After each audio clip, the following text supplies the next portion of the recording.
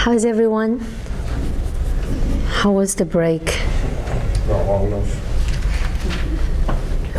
Much needed? Way too short? Totally agree. Okay, so when I was sending out the last homework, I was thinking, I could finish it before the break, so let's put the deadline to be Monday today. And then I thought, oh, they'll hate me, so the deadline is now on Friday. Is that okay? Which means there's a catch. The next homework is coming soon and will be due pretty soon after Friday. Is that okay? Nice compensation.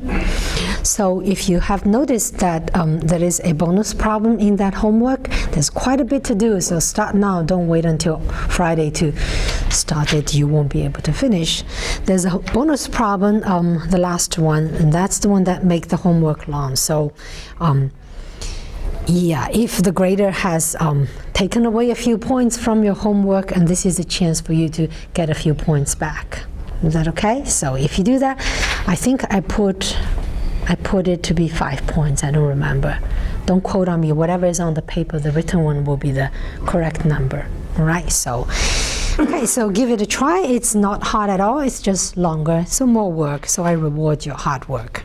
Okay, so if you look at the schedule, if anyone checked it, you know I am behind schedule. So the topic we're coming to cover now, chapter 6, I will do it lightly, so we're going to dash through. Okay, so today's class and plus a little bit next time, we'll be done with chapter 6 because it's not very interesting to talk about for me. Okay, so we have a change of topic. We're done with nonlinear equations. We'll be talking about linear equations. And you know, if it's a linear equation, a single one, it's trivial. So we're going to take the system. Okay, so this chapter, we will not be talking about approximation, but direct method, which means you get exact solutions.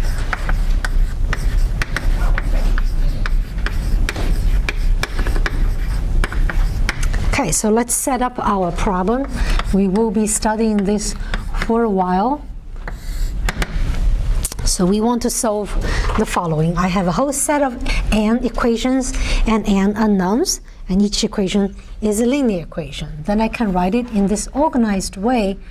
I'll put index, double index for a, so a11, x1, a12, x2, plus I have n of them, a1n, xn equals to b1. Okay, first equation. And then the second one, I change the index to 2 to label this is the second equation.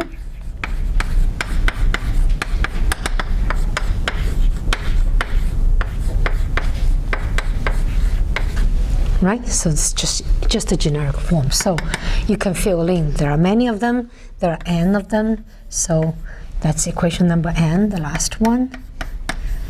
n2, x2, a n n xn equals to b.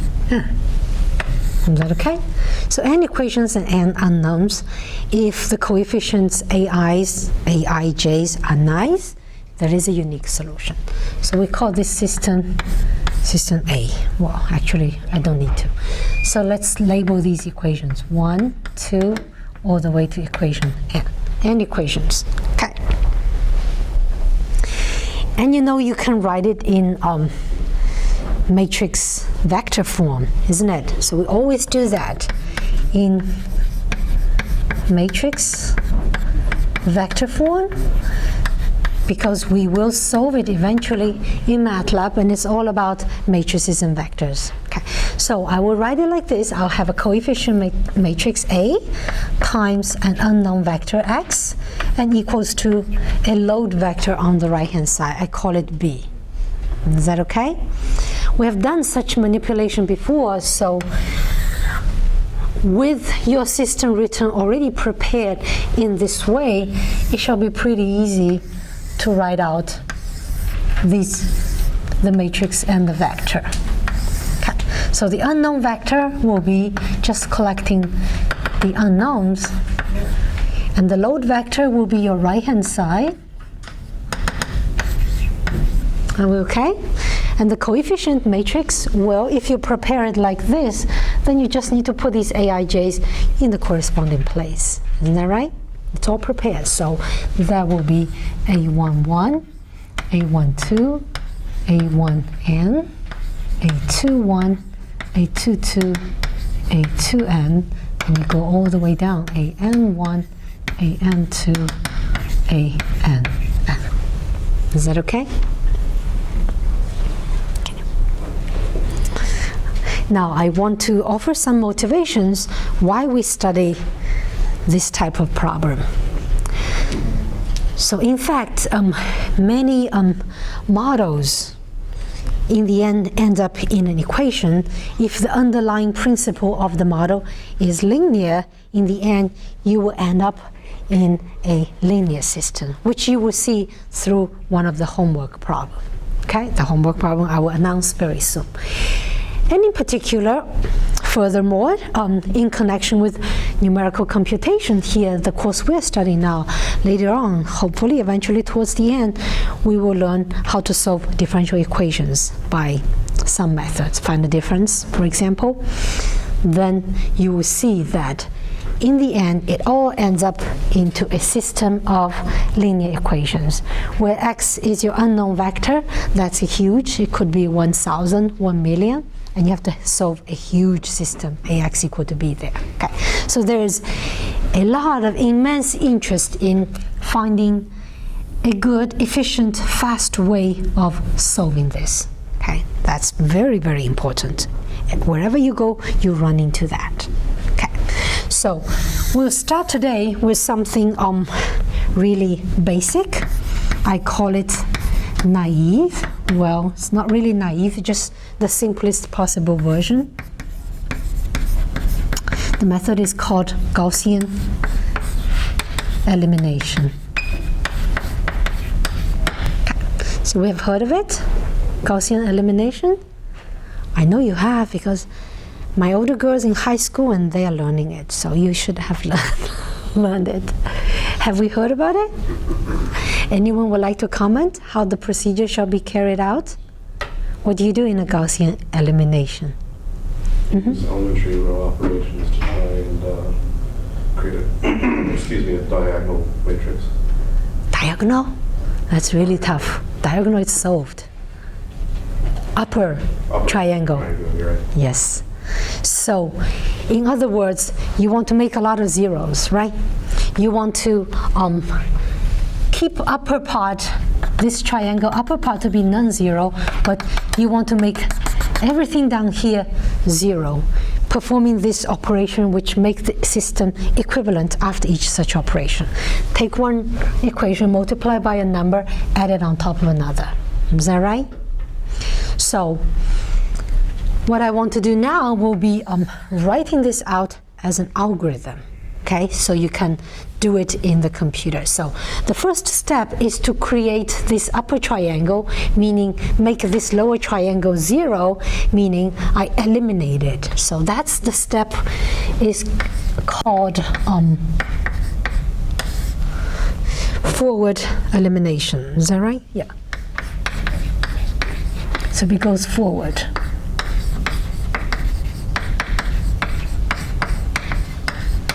So I want to make this part 0. So what do? I do it in a systematic way. So think of this whole n by n system now. Step 1, I want to take care of the first row. I want to make everything below the diagonal 0. Is that clear? First step, I want to make all of these 0. So how do? I take one at a time. For this one, I take the first equation, multiply by the constant a21 over a11, negative of it, and then add the equation on top, then this guy is 0. Do we see that? And I can do it for each of them. So once you have gone through m minus 1 equations, then you get all these 0. Okay? Once you have done that, then you consider the remaining subsystem, that's n minus 1 times n minus 1, and you do the same thing. You want to make the leading column 0 below the first element, exactly in the same way. All right, and then you keep going on. Consider the rest n minus 2 times n minus 2 and make the one below 0. Once you have gone through to the last one, then this part will be 0, the lower triangle. Is that clear? I'm sure you had fun in 220 solving at least 3 by 3, carrying out this procedure, right? Make that 0 triangle. Okay, so I will write to you the code, the algorithm. Okay, so I do column by column, so I need to go through all columns, which means I need a for loop. So k is 1, 2, all the way to n minus 1. The last one I don't need to do, right? And then for each column, for the column number k, let's say this is column number k, what do I have to do? Well, I have to make from position k plus 1, k plus 2, all the way to n. I need to make all of them 0. So I need another loop. Let's use index j here. I will start from k plus 1 and go to k plus 2, all the way go to n, right? So this will be the j. So now I want to make the jth one 0. What is the jth one? That's a j1 here. K is 1. The 1 is k, right? That's the one I'm considering right now. So I need to take the kth equation, multiply by the suitable factor, that is ajk over akk negative, and then add on top to make it 0. Is that right? Okay, so here there's another loop there because you need to take care of every element will have to be multiplied by the same factor and to be added on top of every element in the next equation, right? So, but I will write it as equation, okay? So the j's equation will be updated by the following. You take the j's equation and you subtract the k's equation multiplied by this factor, that is what was the factor? ajk over akk. Okay? So here the j and k represent a whole equation. There are n operator elements in each equation for you to multiply and add. Is that clear? Okay. So, and. Okay. So that's the forward elimination, and that actually is a very expensive step, and we'll come back to that. So after you are done with this step, you end up with a upper triangular matrix, meaning what's below here will be 0. So let me mess up and just erase whatever is 0, so they will not be in the equation. So you see more clearly what you have to do now. Okay? So now I have an upper triangular system where the last equation has only one unknown. How can you solve it? You start from the last one, solve it, plug that into the previous one, solve for x n minus 1, plug them into the previous one, solve for x n minus 2, and you go backward and solve the whole thing. Is that right? Okay, so let's write it in the algorithm. So this is called backward substitution. Okay, so let's write the algorithm. So you will start with the last one, so xn shall be computed first, which is bn over a n n.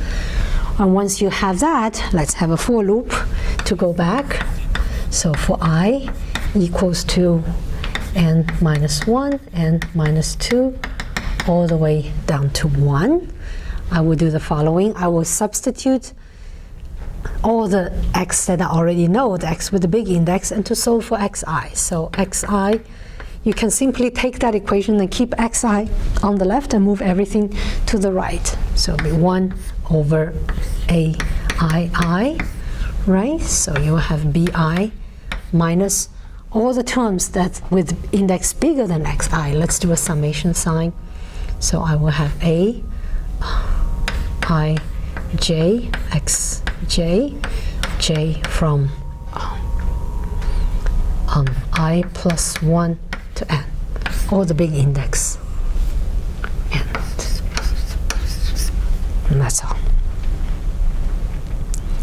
Is that okay? So you can actually code it. It's not such a complicated piece of code.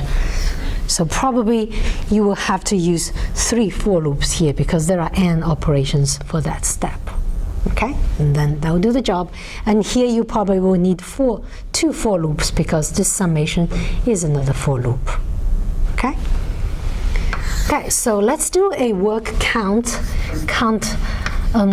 Approximately how many flops it takes to carry out these 2 steps. Okay, so I said earlier already, I have my spoiler, I say step 1 is the expensive one, step 2 is a bit less expensive. So let's see. In step 1, what is the workload approximately? What order of will it be? Meaning order meaning n to what power? So you see you have a for loop, you do approximately n of them, right? In the for loop, embedded another for loop. Well, it's a bit less than n, but the longest one will be about n. And then in there is another for loop. Here, actually, there are n of these that you have to do. So do you agree with me that in the end, it will be n to the 3rd power as the order? So if you count more carefully, taking into account the fact that this j only runs from k plus 1 to n, it's kind of a triangle of it, then you end up computing area of a triangle instead of a rectangle. A more precise count will give you the following result. It will be about 1/3, but you don't get away with n cubed, okay? Minus n. That's the number of flops. Okay. And then we can write anyway, this is of order n cube. It's very big. Think n is 1,000. What's that number? Step 2. So how about the backward substitution? What do you think the count will be? I have a for loop. You go through about n of them. There's another for loop here is from I plus 1 to n. So basically you have to compute the area of a triangle, right? Plus a few extra terms, right? Plus a bit less because this is n minus 1. But its area of a 2-dimensional stuff is about n squared. So if you count very carefully, which I'm not doing, you get a factor of half because it's actually a triangle of n squared. And then there's a little bit less because it's from n minus 1.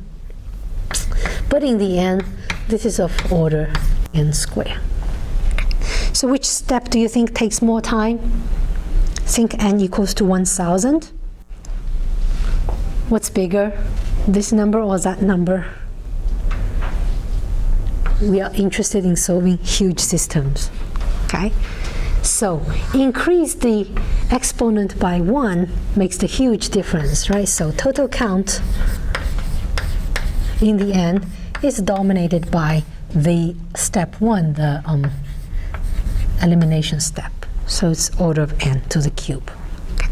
So if you have a huge system, say n equals to 1,000, you probably do not want to throw in this Gaussian elimination. You could sit there for n equal to 1,000, you probably have to sit in front of your MATLAB for an hour for it to solve. Okay, so you don't want to do that. So I want to say very slow. Okay, and that's one criticism. The other one will be, well, I call this a naive method, meaning it's not very sophisticated. It assumes that certain operations you can always do, but in fact you can't because you can get into trouble. Does anyone spot where this algorithm could break down? If any of the coefficients are not or 0. Where you divide something, you have to be careful that what you divide with cannot be 0, right? There's no guarantee this guy is not 0. It could be 0. It could be your first equation missing this number. And then your A11 is 0. You can't even start. Then what do you do? Suggestion? What do you do? Say the first one is 0. But this guy is not 0. What can you do? I can switch them, right? I move this to the first and move that to the second. Okay. If you add on this manipulation, then this is something called pivoting. So a more robust code, you will have to do some pivoting. That is, you check when you make this 0, you will go through all these A's and see which one has the biggest in absolute value, and you move that to be the first equation, and before you even do the elimination. Okay, but then you have to keep this information in, because you change the whole equation, you move the x around also. Okay? Okay, but I will not go into details of this pivoting. If you are curious, it's in chapter 6.3 in my notes. You can go and read that if you are curious about it. So, I do want to share with you one piece of special case that where the Gaussian elimination is actually very efficient. That is for a special case. So, for tridiagonal systems, Gaussian elimination is very efficient, but these are very special systems. Okay, so here you have the coefficient matrix that is tridiagonal. So what does it mean that it's tridiagonal? The non-zero elements are only on the diagonal, and the upper diagonal, and the lower diagonal. Is that right? Everywhere else is 0. Is that right? So let me write this out. So the diagonal, let's denote it D1, D2, all the way down to Dn. That's my diagonal. And the lower one, lower diagonal A1, A2, because it's one short, so it's An minus 1. And the upper diagonal, what do we call it? C1, C2, and it's also one short, it's Cn minus 1. Is that right? And the rest is 0. Have we seen such a matrix before? A system that ends up with a tridiagonal matrix? We have. Where? This is like... Is that for the splines? Yes, the natural cubic spline. Do we remember? To find the z's, in the end we have to solve a linear system, which is tridiagonal. Is that right? Okay, so they do come in problems. Okay, so if you have that, then it's much easier. Let's look at the forward elimination. It's much simpler because now you want to make only one guy 0 in each of your first for loop. Is that right? For this column, you need to make this guy 0, so you multiply this with a suitable constant and you add on top. Then you know this is 0 because of your choice of the constant. The only computation you have to do is multiply C1 with the number you chose and add on top of D2. So you need to modify the D's only. Do we see that? You're only that. Okay, so let me write out the code. So I will go through I from, so the first D I need to modify is D2. So I from 2, 3, and to n. What do? I take equation number I modify the DI. DI is modified by taking the previous DI and subtract the C that's above it, multiply with the suitable constant, so it's Ci minus 1 times, what will be the constant? Well, is this AI over DI, right, I minus 1, with this notation. Okay, so AI minus 1 over DI minus 1, and the 1 got lost. That's all you need to do to that matrix. Is that right? Is it clear? Okay, then you have to be careful. You're dealing with an equation here, so the b vectors will have to be doing the same operation. So the ith one, the bi, will be modified by taking the previous bi minus 1, multiply with the same number. And then modify the bi, and that's your new number. Okay? And So I actually gave you the code for Gaussian elimination for tridiagonal system. You had it when you worked on natural cubic spline, but it was given to you. You were not asked to code it. Okay, you can go back and take a look at that code. It just did this. All right. Okay, so substitution is also very simple because you don't need to do this summation sign here. There's only one term here. That's very simple. So let me write it out. So you have to do the xn, that one you don't get away with. And then you have a for loop, I from n minus 1 and minus 2 all the way to 1. xi, you can simply solve for it, is 1 over di of bi minus, now you have just one term, ci xi plus 1. And so let's do a count to be convinced that this is actually much faster, of a much lower order. So for the forward elimination, how many flops will I have to do? Well, it's one for loop, right, with n minus 1 steps. And in each for loop, what do I have to do? I do 1 flop, 2 flop, 3, and 4, 5, 6. 6 operations, and that's all. Is that right? So the total will be 6 times n minus 1. That's from the elimination step. Is that clear? What about the substitution step? How many flops?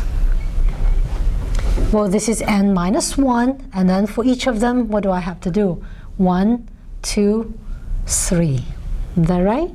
So it's just 3 times n minus 1. Oh, okay, you can add one more because you did a division earlier, but that doesn't matter. So do you agree that in the end, this is of order n? It's much smaller. I think n is 1,000, right? But you are not always so lucky that you end up with a tridiagonal system. Those are very special. Okay.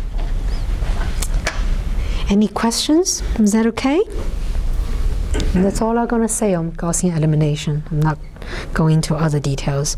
There are many other things. LU factorization, QR factorization, but we don't have to turn this into a linear algebra course. Okay, have we taken any linear algebra course? Have we taken 220? We all have taken? 436? Someone is taking? 441? I'm just spitting out random numbers.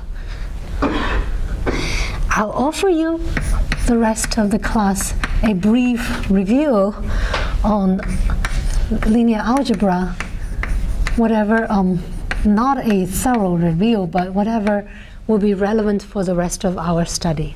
Okay, it's very, very rough review. I just point out a few things. Okay, so consider a matrix A. We only consider square matrix m by n, and I will write it as the following. I denote it by this. That means the element in it is aij in the position ij. Is that clear? Okay. So first I want to introduce this concept called diagonal dominant.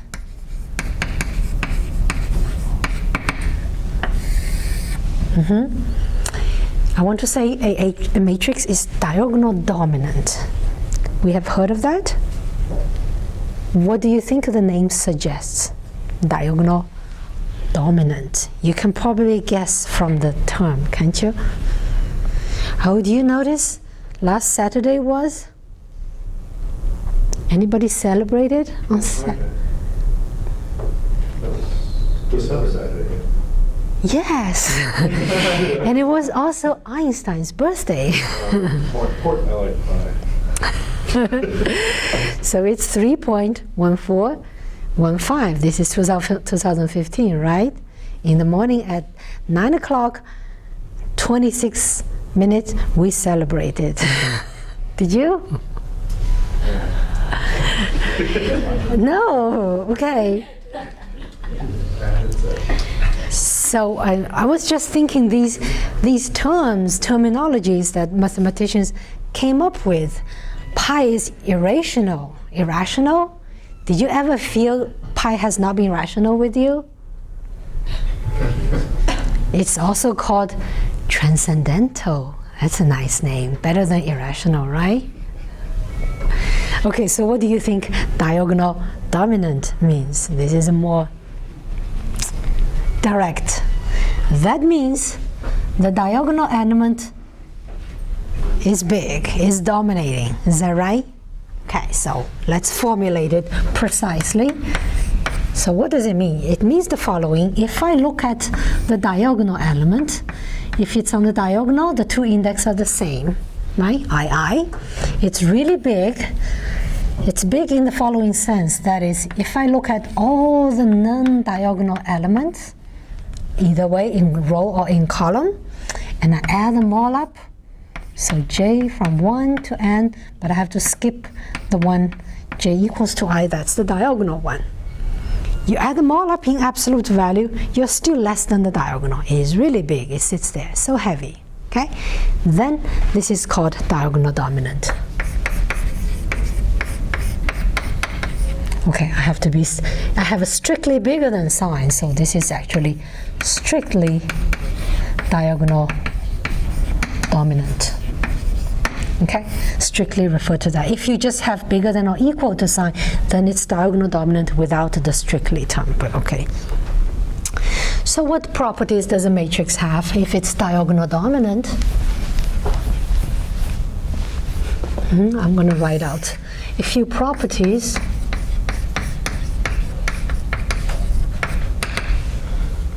Okay, so if it's diagonal dominant, we know that A is regular. You've taken 220. What does that mean? Regular.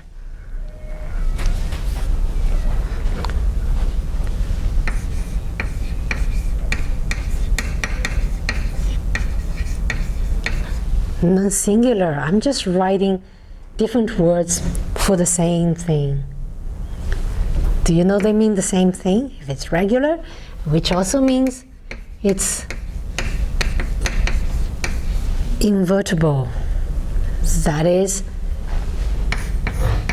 A inverse exists and is unique. Right?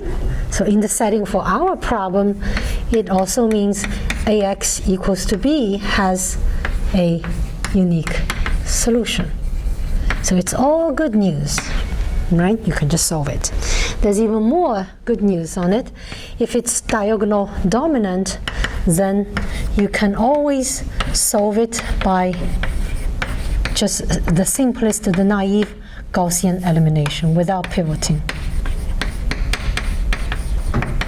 Because the diagonal is so big that AKK will never be 0 when you have to divide it. You can always carry it out. Okay? Is that okay? Okay, so that's that. So in practice, people always prefer to find a matrix that is diagonal dominant, if you can. Okay, so next I will introduce you to some concept called norms. Not just any norm, but norms for vectors and matrices. Have we heard of norms somewhere? What is a norm? Say you have a regular number. What do you think a norm for a regular number would be? The absolute value. Yeah. So if you have not heard of norm, I'm telling you the property of the norms now. You just think it in terms of the absolute value. Okay? It's similar. So before we get into any norm, let's talk about some general norm property.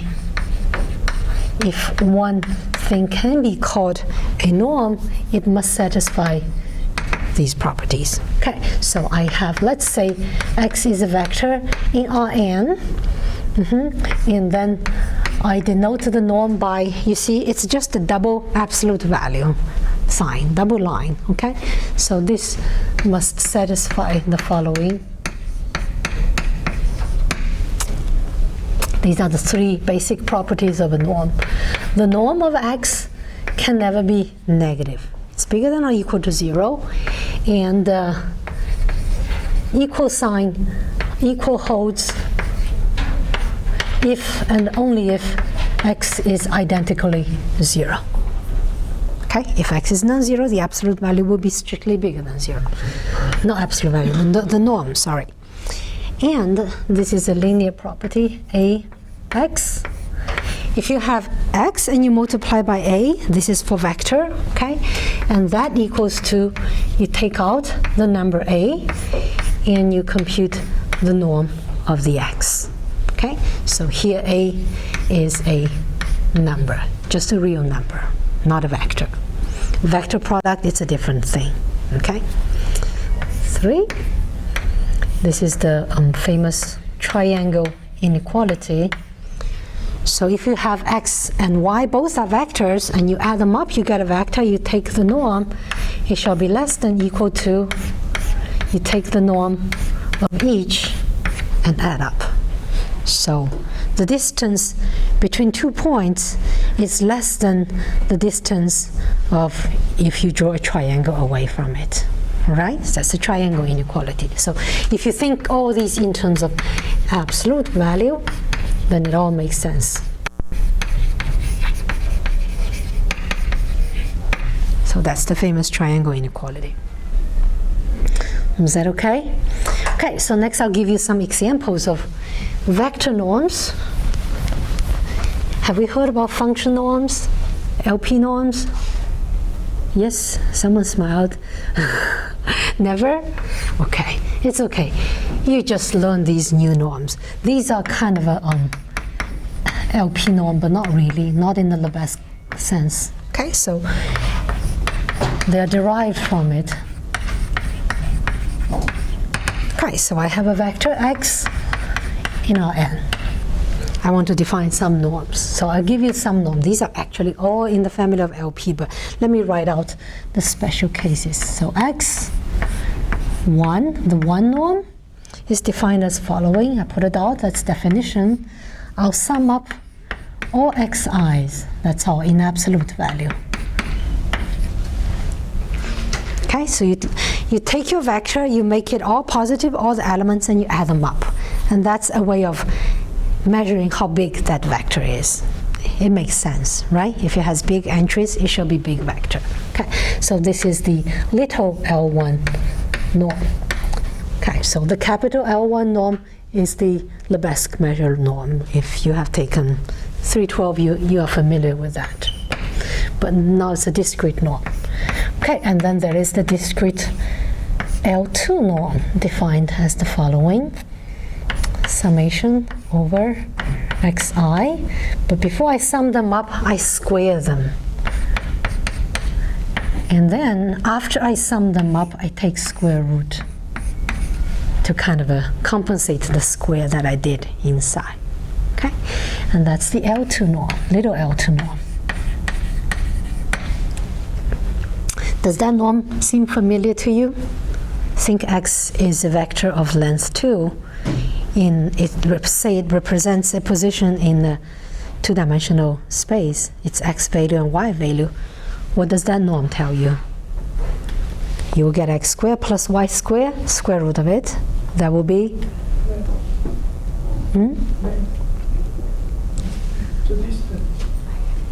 The distance of the point to the origin, is that right? So that's the Cartesian distance. Okay, so that is the most relevant norm in many sense. Okay, so I give you the next one, the L infinity norm. Okay, so it's a bit strange.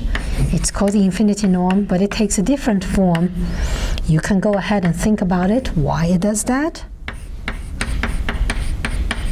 Okay, so that's the infinity. Number 8 goes to sleep. L infinity norm. So all these norms, they all belong to a class called LP norm. Let me indulge myself and say a little bit more. You don't have to know. If I change this number 2 here into a P, and then this 2 changes into P. Do you see when P equals to 1, I get L1 norm? Is that right? And then when P equals to 2 is that L2 norm, then that has to be P also, okay? And I want to say, if you let P grow bigger and bigger and bigger and let P go to infinity, you get the L infinity norm. Think about it, why you get that. It looks very different, but that's the limit of that when P goes to infinity, okay? Think about it. All right, so we want to define matrix norms now. This is done in a very strange way. So, matrix norm.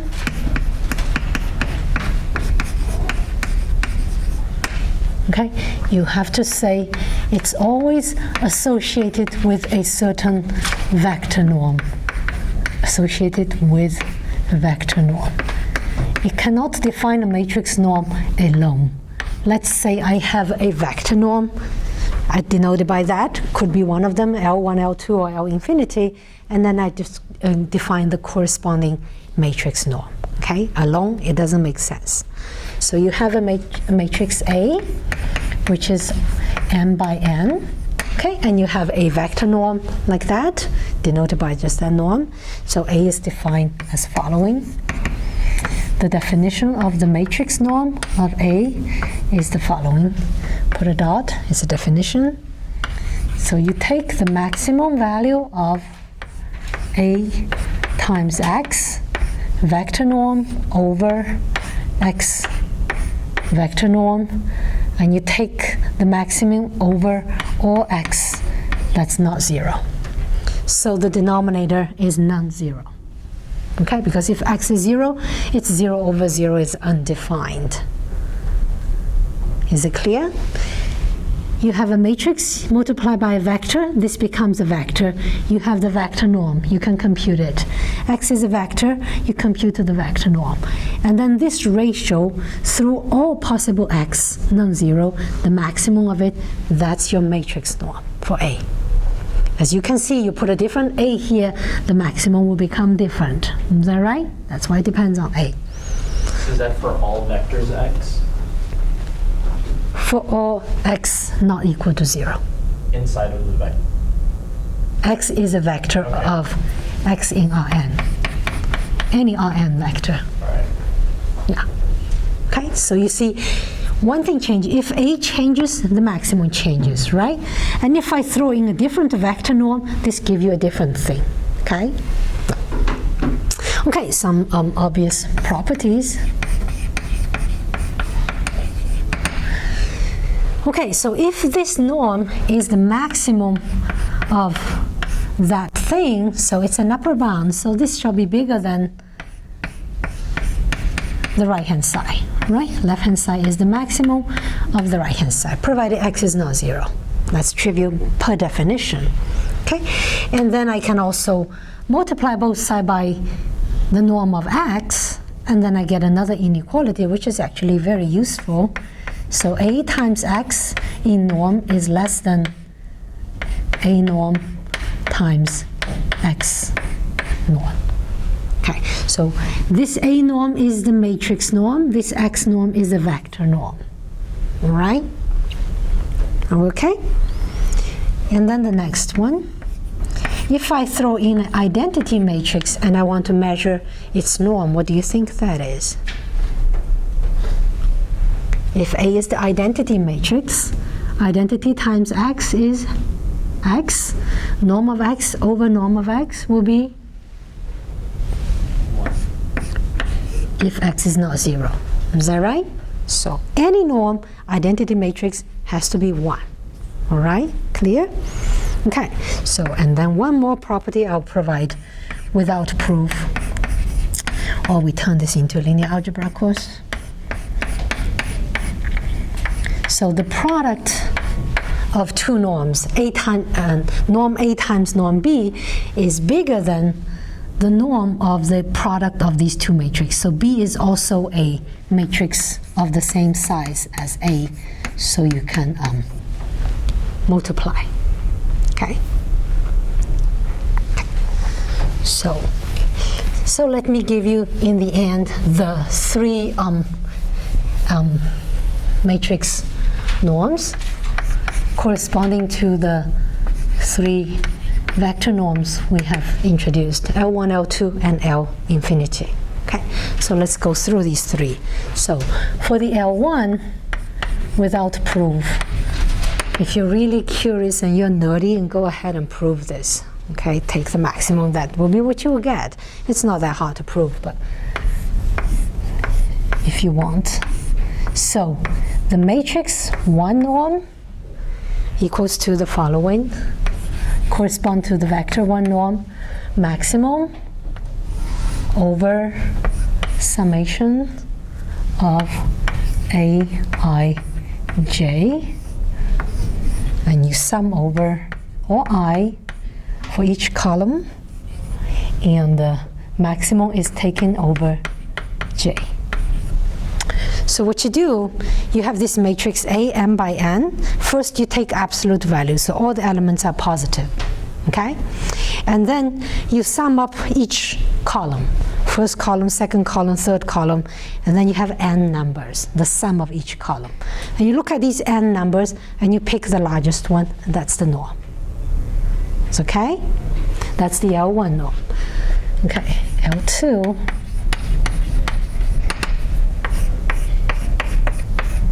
This is the most interesting one. This is the max over lambda I of A in absolute value. 1 less than I less than n. Where this lambda here is the eigenvalue of the A matrix. Okay. So you find n eigenvalues of the A matrix, take absolute value, and take the biggest one. That's the L2 norm. Right? L infinity, as I said, if that tickles you, you can go ahead from this definition. From this definition, you can try to derive it. Okay. So infinity norm, it's similar to the L1 norm. It's the maximum, and then you make the sum of Aij, but I reverse the order. I sum over J first, and then I do the max over I. So what I do will be, I go through each row. I add up each row in absolute value. Okay? Then I have n sums, and I pick the largest one. Is that okay? Okay. So by far, the L2 norm is the most interesting one. The same reason, because this L2 norm, if I put back into 2, that actually measures the length of this vector if you look at x as a vector, all right? And this is more important here, because then we can have our wonderful discussion on eigenvalues next time. Are we okay? Eigenvalues? A long time ago, heard about it? Any questions? I'm going to stop here. So next time we talk about eigenvalues and condition numbers.